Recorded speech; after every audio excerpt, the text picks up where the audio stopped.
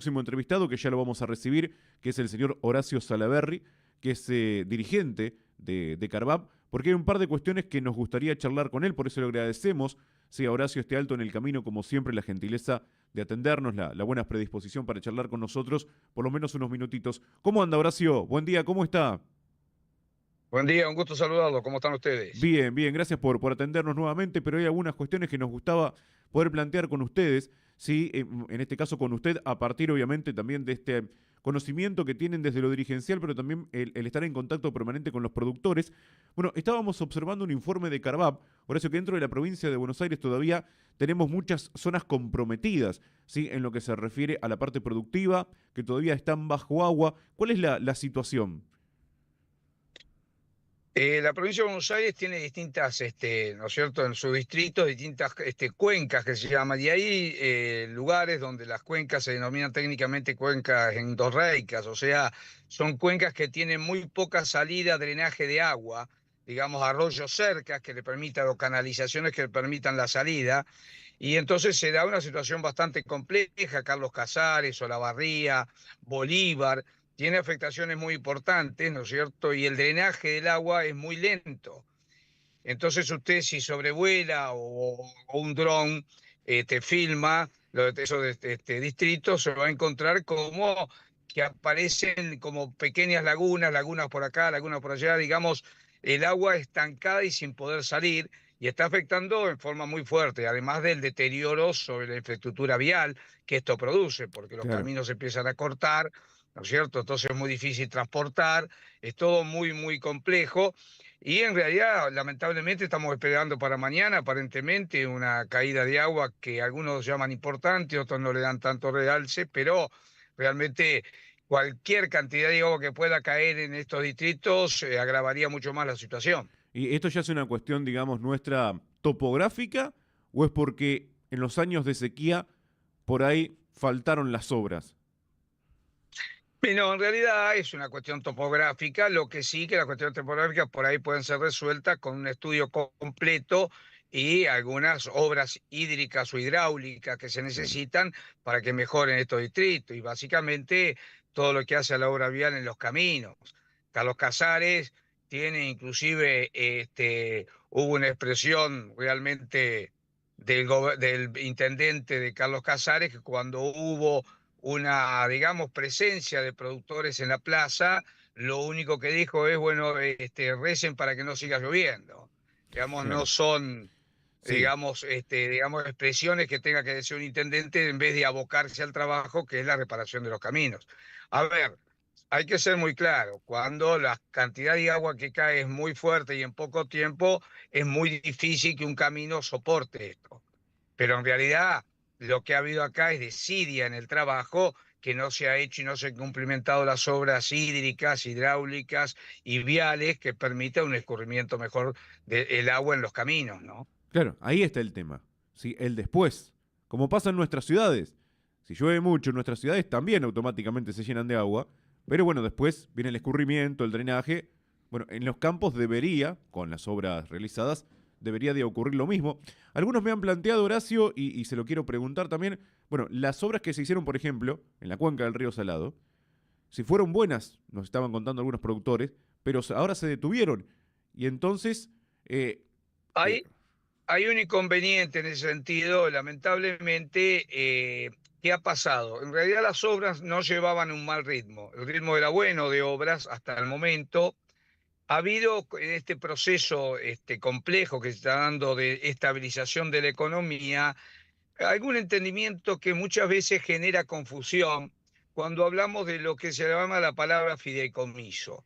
La palabra fideicomiso no es una mala palabra, en realidad es una condición técnica interesante para realizar una cantidad de obras como de emprendimientos de tipo comerciales y otros, ¿no? sí, En realidad es una figura interesante. Esto se ha visto desvirtuado en la realidad por un mal manejo, pero no por un problema, para ser claro, un problema técnico de lo que se utilizó como medio, que es la figura del fideicomiso, sino que el problema es cómo usa el fideicomiso.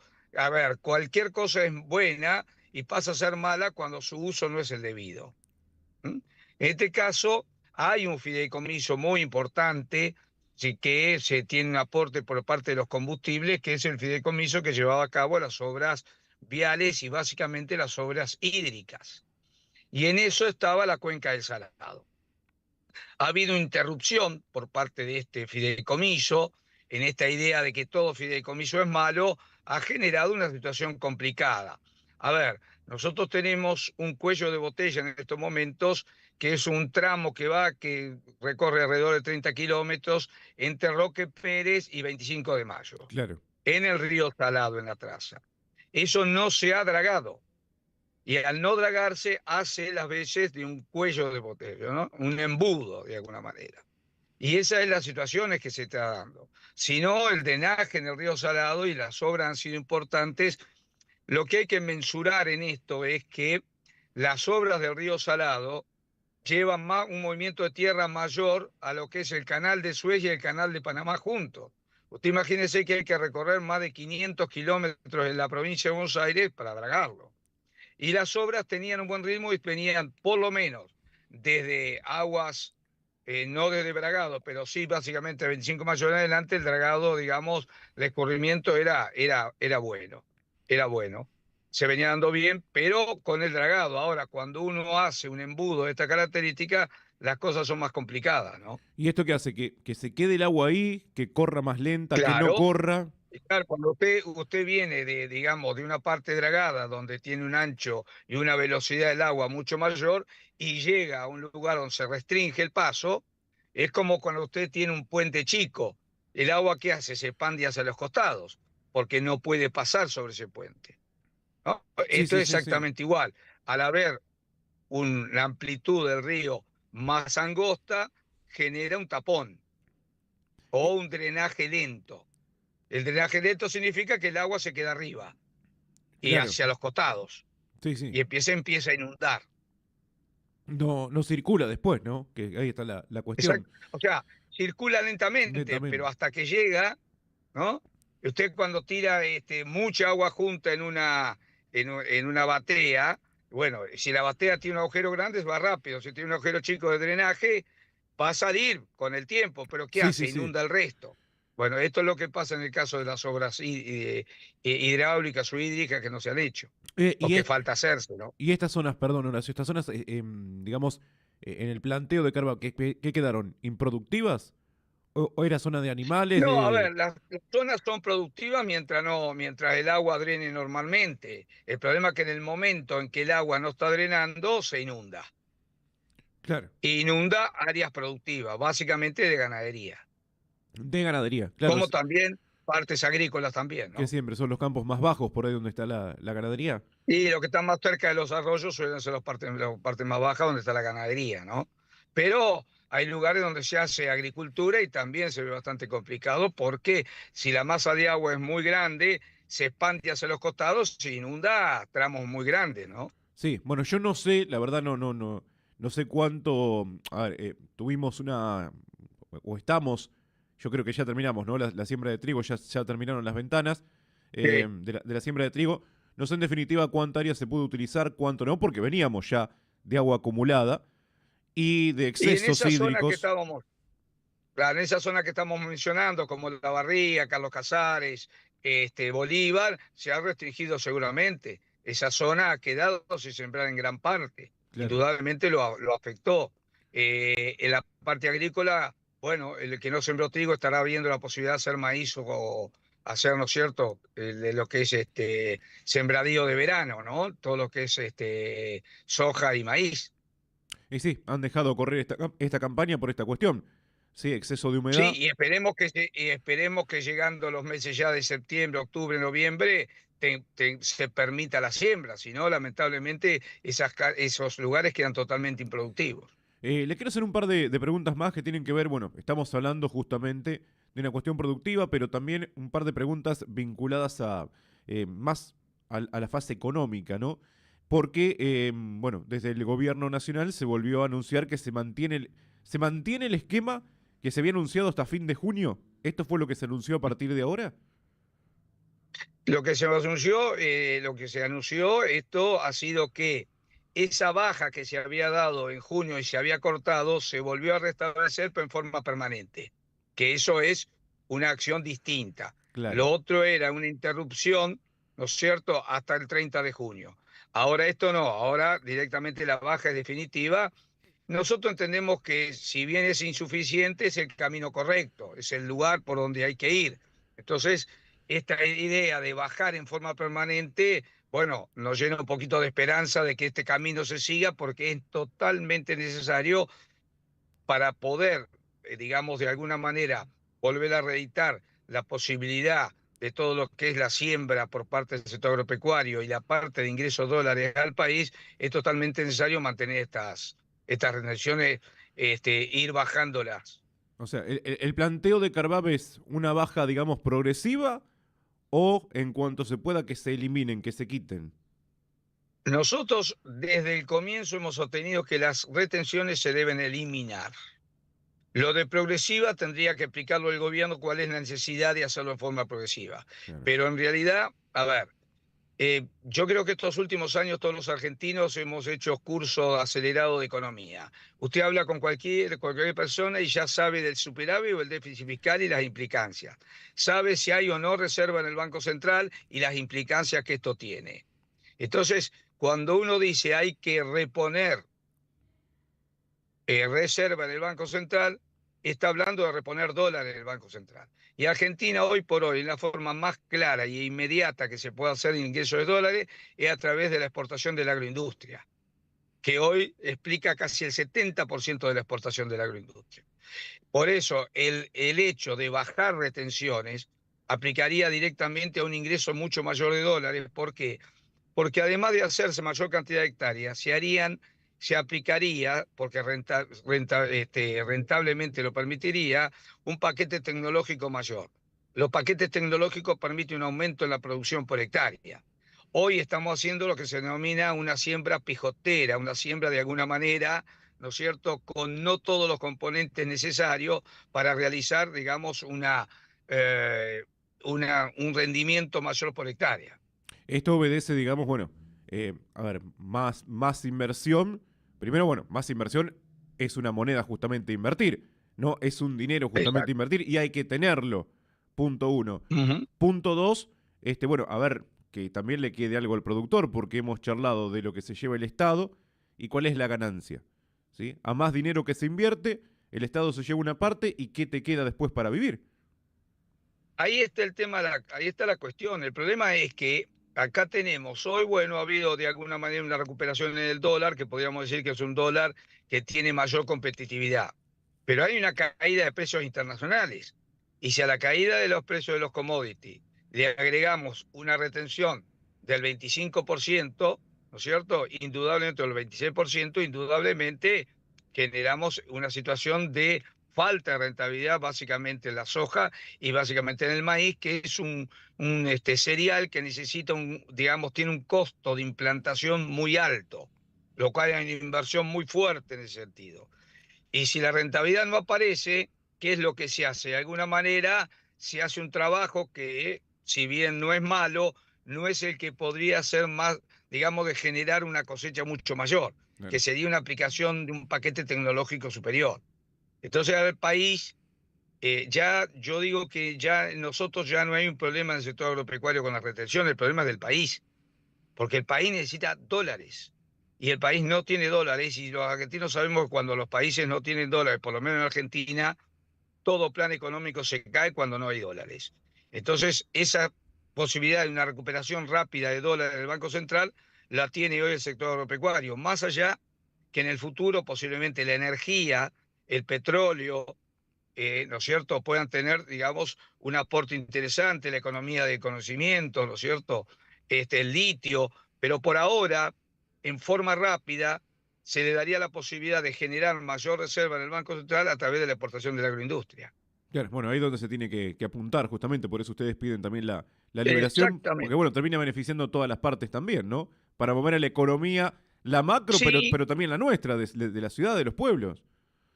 es que en realidad toda una mayor inversión, lo que hay, a ver, hay un estudio de la entidad CREA que habla de que el productor agropecuario eroga, digamos, gasta o invierte, si se quiere, con el 75% en el lugar donde él trabaja. Y el 25% lo suele traer digamos, de otro lugar. ¿Qué digo? Que aquel productor de Chivilcoy agrícola que está sembrando el 75% de la siembra y todos sus gastos circulan por Chivilcoy. Y eso es un circuito económico. Usted imagínese que para dimensionar la siembra en Argentina invierte arriba el sector agropecuario, invierte más de 20.000 millones de dólares, que eso se inyecta en el mercado. Imagínense la posibilidad de estar mejor y hacer una mayor inversión. Bueno, esto es un circuito económico que repercute en los circuitos locales. Sí, por supuesto. Horacio, le hago dos consultas finales. Sí, bueno, ya que estamos hablando de esta cuestión, ¿qué pasa en la provincia de Buenos Aires? Sí, con el tema, vamos a hablar de impuestos, impuestos provinciales para con el sector. ¿Cómo está hoy a 2025 la situación? Nosotros hemos elaborado un proyecto, digamos, desde Carván muy interesante, donde hemos graficado la situación impositiva y de tasas en la provincia de Buenos Aires para entregárselo a los candidatos a concejales y a los candidatos a legisladores. Por ejemplo, el día miércoles va a haber una reunión en Carlos Casares donde se ha convocado a todos los legisladores, candidatos a legisladores de la cuarta sección, los candidatos a senadores, ¿no es cierto? Sí, sí. Se los ha convocado para entregarle este documento de trabajo donde establecemos la necesidad muy clara en la provincia de Buenos Aires de revisar las tasas en los municipios, pero básicamente revisar también la cuestión impositiva en dos impuestos, ¿no es cierto? Uno es el impuesto a la transmisión gratuita de bienes y otro el impuesto inmobiliario complementario. Dos impuestos que son de un ingreso casi despreciable para la provincia de Buenos Aires, bajísimos y de una complejidad tremenda que está llevando a que hay una cantidad de cuestiones, por ejemplo, las sucesiones, que no se terminan de realizar y quedan las propiedades casi en el limbo porque no se realizan por el costo que significa el pago de impuestos. Y el impuesto inmobiliario complementario, que es impuesto de tipo ideológico, que fue colocado por la ministra Bataki y el gobernador Scioli en el 2012, cuando hicieron un fuerte revalúo de todas las propiedades rurales, y que no tiene, digamos, un contenido que de alguna manera digamos, pueda incrementar la recaudación, no lo hace, la recaudación es despreciable, pero complejiza toda la actividad del productor. Y esto no, es porque es un impuesto que sale de común, es un impuesto mezclado con el inmobiliario que va sobre la persona y no sobre el bien. Y el impuesto inmobiliario es un impuesto sobre el bien. Entonces, todo muy confuso. E inclusive aún más, cuando hay emergencias, ese tributo no entra en la emergencia. Digamos, no sirve, pero se sigue aplicando hace años y necesitamos bajar la presión tributaria. Y nosotros entendemos que además del exceso en las tasas municipales, estos tributos aumentan la presión, innecesariamente la presión tributaria sobre el sector. Bueno, hay una. Bueno, así que esto se lo van a estar presentando el miércoles en Casares, como para que, bueno, los futuros senadores ya tengan, digamos, material de estudio, de trabajo. Y bueno, esperemos que lo lleven después a. De todas maneras, ya lo hemos hecho en la legislatura de la provincia de Buenos Aires. También, también. También. Bueno, sí, ya se Ya han está tocado este hecho. tema, claro. Última Sí. consulta, Horacio, y lo libero agradeciéndole, como siempre, la generosidad de charlar con nosotros. Sí, que tiene que ver con el tema seguridad, que otra vez se vuelve a poner ahí sobre la mesa, seguridad rural. A esto me refiero, ustedes desde ¿No? Carvap se ocuparon y mucho. Bueno, ¿se ha tomado alguna medida? ¿Cómo ven el aspecto de seguridad? En su momento, recuerdo, estaba el super plan de Bernie de los drones. En algunas ciudades están llegando los drones. El avión estaba también, no sé si se mantiene o no se mantiene. ¿Qué está Los pasando? drones, los drones son de tipo avión, como en el chico. En realidad, la utilización de los drones hoy va muy, muy lenta. Ya sé de estos 2 o 3 años que se está viendo este tema de los drones y la aplicación no ha sido ni inmediata. Así que la eficacia de esto no ha sido probada, lamentablemente, todavía. Después el tema seguridad, bueno, hay que reconocer que ha habido una renovación de patrulleros desde hace 1 año y medio, 2 a la fecha. Lo que pasa es que esos patrulleros necesitan mantenimiento también. Y después empezamos con el gran problema donde hay municipalidades que no aportan de alguna manera, que no complementan esto, si bien la seguridad es un tema provincial, si no aportan los municipios, los patrulleros no estarían trabajando. E inclusive en muchos lados, muchas sociedades rurales están aportando. Tenemos una lista muy grande de sociedades rurales aportando para los gastos. La creación de la patrulla rural ha sido algo muy exitoso. Y el trabajo de la misma y la responsabilidad del policía rural es importante y nosotros ya lo creemos parte nuestra. Digamos, en el sentido que hay una afinidad muy fuerte entre los productores y las patrullas rurales. Pero los elementos básicos hacen falta y eso a veces restringe la posibilidad de una mejor seguridad. De todas maneras, creo que el sistema de seguridad rural ha avanzado muchísimo y ha mejorado muchísimo. Horacio, muchas gracias como siempre, muy amable por conectarse con nosotros. Al contrario, un placer como siempre y a disposición. Que siga muy bien. Horacio Salaverry charlando con Que nosotros tenga buen aquí día. en la mañana del centro. Muchas gracias, Horacio Salaverry, director, iba a decir. Corten. Horacio Salaverry, dirigente de Carvab, en este caso Carvab, que es la Confederación de Asociaciones Rurales de Buenos Aires y La Pampa. Sí, dialogando acerca de distintas cuestiones que me parece que está bueno charlar. Primero, un informe de Carvab, que si ustedes lo googlean, lo buscan, lo van a encontrar en distintos medios, que tiene que ver con la situación hídrica hoy de la provincia de Buenos Aires. Sí, me refiero a las distintas cuencas y zonas productivas que están siendo todavía afectadas por la última lluvia, que todavía no se pudieron recuperar de aquella lluvia del mes de abril, mayo. ¿Sí? Pese a que junio, julio por ahí no tuvimos tantos milímetros, pero igual no lograron recuperarse. Mismo agosto, ahora venimos tranqui, ¿no? Después pasamos obviamente para charlar un poco acerca de las medidas que han tomado tanto el gobierno nacional como el gobierno provincial en materia económica y cómo repercute al sector en relación a impuestos, fundamentalmente. Y charlamos un poquito también de la seguridad. ¿Sí? Así como el miércoles se van a reunir dirigentes de Carvab para presentarles también a los futuros nuevos senadores que vamos a tener en la provincia de Buenos Aires y en la cuarta sección electoral para que conozcan un poco cómo viene la mano en cuanto a estas situaciones que hoy atraviesa el sector. Vamos a hacer una nueva tanda aquí en la mañana del centro, ¿sí? Y después, bueno, esperemos ya meternos, igual nos vamos a meter, pero con entrevistado, a esto me refiero, en la parte del deporte. Ya venimos.